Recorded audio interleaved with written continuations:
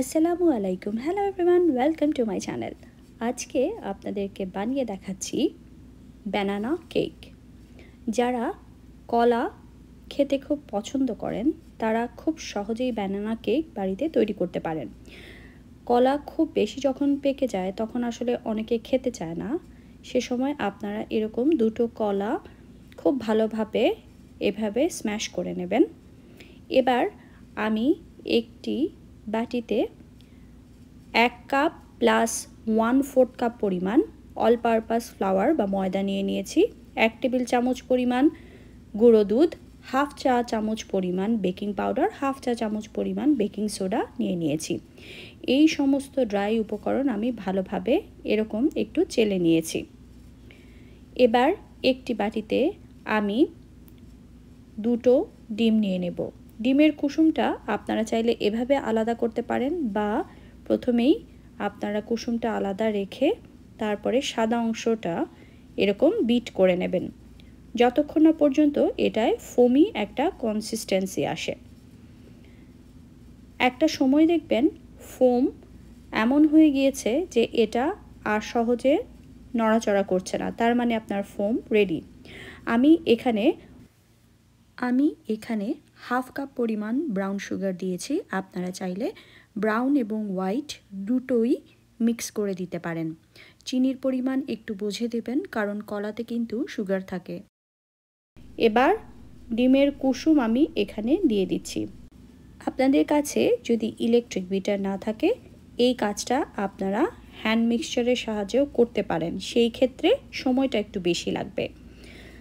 এবার এটা মেশানো হয়ে গেলে আমি এখানে 3/4 চা চামচ পরিমাণ ভ্যানিলা এসেন্স দিয়ে দিচ্ছি।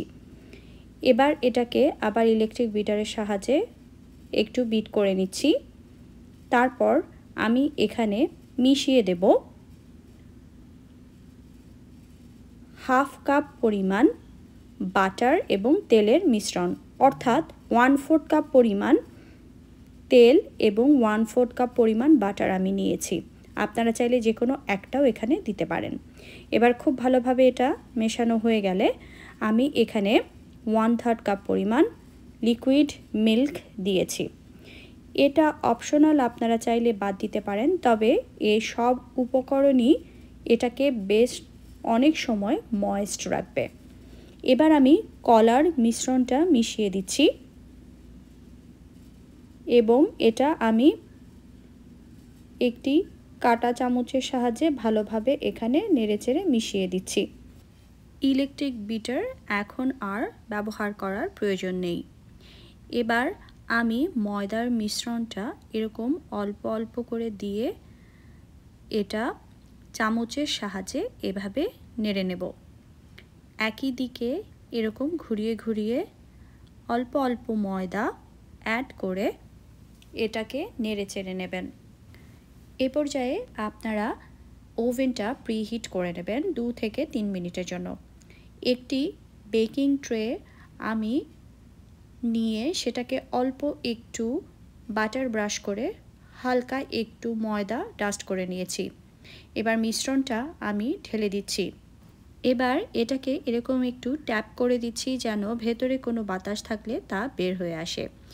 এটা 7 ইঞ্চির একটি কেক প্যান। এবার আমি প্রিহিটেড ওভেনে 365 ডিগ্রি ফারেনহাইট বা 175 ডিগ্রি সেলসিয়াসে 35 থেকে 40 মিনিট বেক করে নেব। তবে ওভেনের টেম্পারেচার কিন্তু এক একটা ওভেনে এক এক রকম হয়, আপনারা বুঝে দেবেন। প্রথমেই কখনোই বেশি টেম্পারেচারে এটা করতে যাবেন না। একটু যখন ঠান্ডা হয়ে আসবে তখন এগুলোকে স্লাইস করে নেবেন। এটা কিন্তু বেশ সফট হয়, খেতে দারুণ সুস্বাদু। এই রেসিপিটি কেমন লাগলো আমাকে জানাবেন। রেসিপি ভালো লাগলে আপনাদের ফ্রেন্ডস অ্যান্ড ফ্যামিলির সাথে শেয়ার করবেন।